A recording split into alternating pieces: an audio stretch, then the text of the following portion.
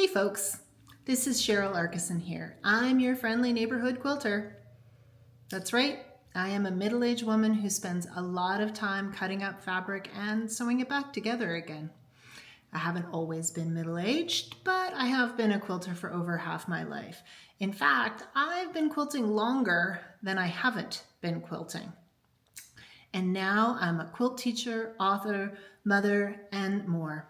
Teaching is what I'm truly passionate about, though. Wasn't necessarily a straightforward path to get here. As a quilt teacher, my goals are threefold. 1, I want my students to have fun. 2, I want my students to push themselves. And 3, I want my students to learn skills and technique, not just make a replica of something that I've done before. The running joke in my classes is that I will help you jump off the cliff, but I'm going to do so holding your hand the whole way. I am also a firm believer that what you make in class with me does not have to be anything. It can simply exist because of the time we spent together, but it doesn't have to become a new quilt or a mug rug, a table runner, or anything else, despite what the people in our lives like to tell us. Rather, what you make is merely a testament to the time you gave yourself to play, explore, and experiment with fabric. My teaching career is almost a teenager now, but how did I actually get here? Heck, why quilting at all? Honestly, I couldn't tell you. I did grow up with some sewing knowledge thanks to my mom and home ec classes in the 80s. Remember home ec classes? Then, in my early 20s, we used to walk by a quilt store that was rather oddly on the same street as most of the bars and restaurants we went to. And it would be 2 a.m. and I would be stumbling home and I would still want to stop and look at the fabric through the window like that. My first quilt ended up being for my very first nephew. It was a yellow and white single Irish chain with a gray floral backing. I took a weekend class while I was in grad school to make the quilt.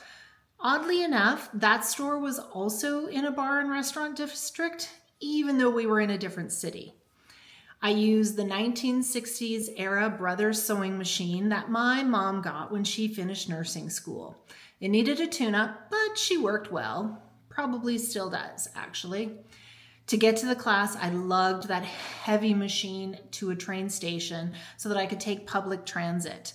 At the end of the weekend, I had a nearly finished quilt and bruises along the tops of my thighs from carrying the machine in front of me. It was my first indication that quilting is addictive and worth any pain or frustration that might come from it. Yeah, I was in, all in. In the end, quilting sustained me through grad school. That's because when you're a beginner, especially, you really need to pay attention to what you're doing so that you don't hurt yourself. That meant I could tune out the rest of the world for the short period of time I had to cut and sew fabric. It made me so happy. I worked on my desk and in the kitchen counter of this glorious 1970s walk-up apartment. Since then, I've quilted in a number of places: basements, kitchens, bedrooms, closets, dining rooms, my own sewing room at home, and now a studio outside of the home. I've made well over 100 quilts, maybe 200. I've never actually counted them, so I don't know for sure. In those first few years of quilting, I would come and go when it came to it. I would go crazy for a few months and then not touch fabric for a few months. Everything changed when I got pregnant with my first kid.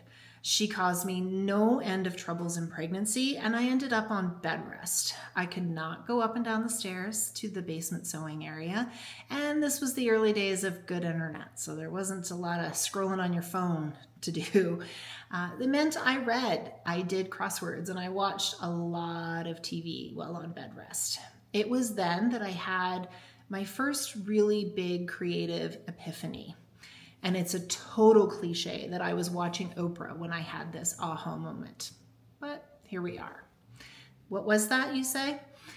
Becoming a mother meant that I had to be true to myself.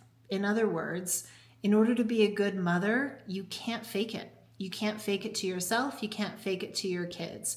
And that meant for me embracing my creative side. So quilting, writing, baking, things I'd put on the back burner in pursuit of career and stuff and retirement savings. Those things that I was pursuing, they weren't going to make me a good mother, but modeling true honesty, that would. Thankfully, after that brutal pregnancy, I was blessed with a very easygoing baby who loved to nap.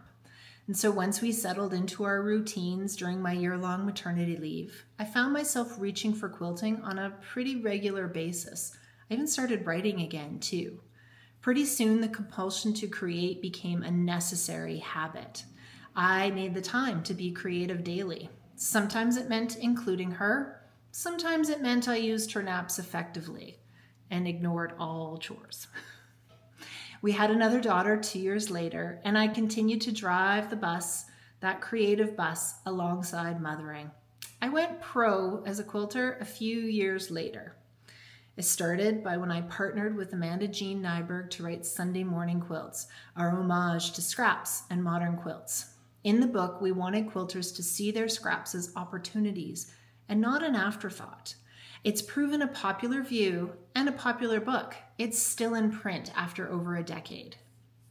At the same time as Sunday Morning Quilts came out, our son was born. I was also finishing up my next book, A Month of Sundays.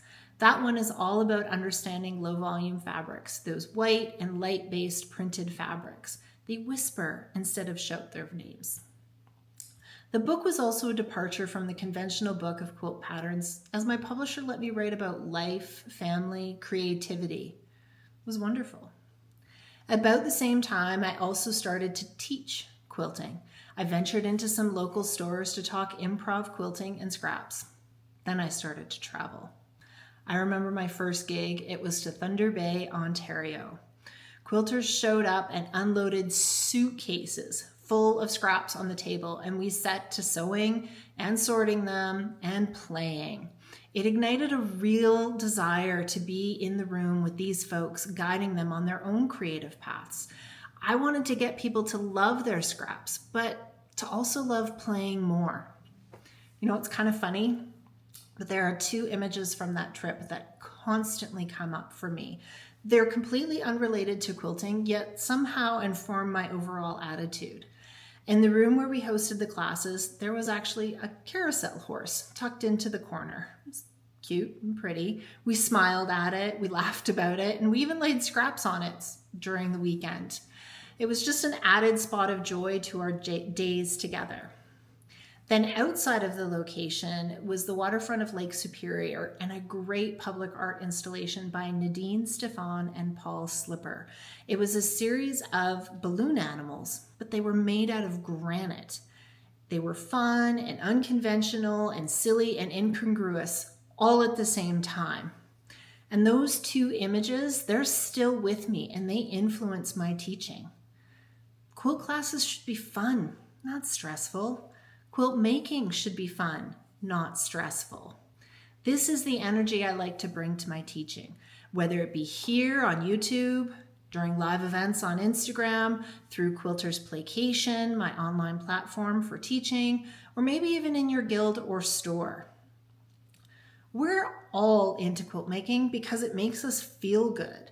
And that might be because it's a break from real life, a creative challenge met, or maybe even you love to gift the end result. My job? Well, my job is to facilitate the joy that brings you. As a mother, I see my role to provide some guidance, show all the love I can, and then get out of the way for the kids to do their things. And this isn't terribly different from my role as a quilt teacher. My kids are all teenagers now, each doing their own thing.